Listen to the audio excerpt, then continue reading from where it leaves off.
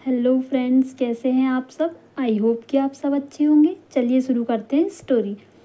मैं सच कह रही हूँ काका, मेरा पवन के साथ कोई संबंध नहीं है।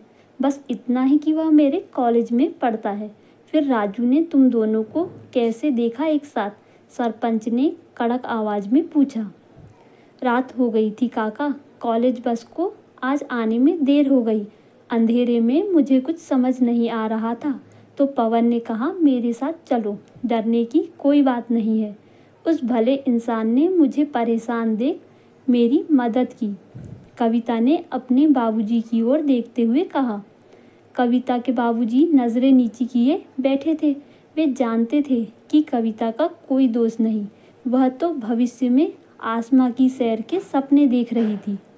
लेकिन पूरे गांव वालों की उपस्थिति में उन्हें बस इतना ही कहा, कविता निर्दोष है, मैं जानता हूँ, वह मेरी बेटी है।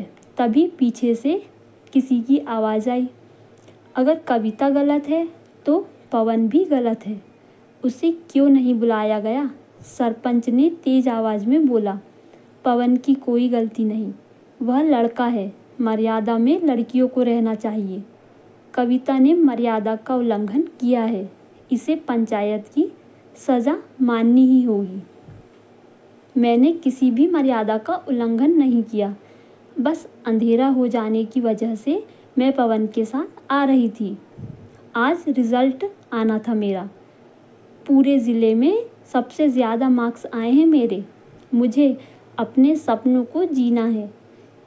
इस बिना सर पैर की बातों के कारण मैं कोई सज़ा नहीं भुगत सकती। और हाँ काका, अगर आपने शिवानी की तरह ज़ोर ज़बरदस्ती कर मुझे भी जहर खाने पर मजबूर किया तो आप भी नहीं बचेंगे, क्योंकि यहाँ आने से पहले मैंने एसपी साहब को फ़ोन कर दिया है, जिन्होंने सबसे ज़्यादा मार्क्स लाने पर मुझे कल बधाई दी थी। ज़माना बदल चुका है काका। इन छोटी बातों को लेकर अब आप किसी को भी मरने पर मजबूर नहीं कर सकते। अब हमारे पंखों को भी उड़ान मिल चुकी है।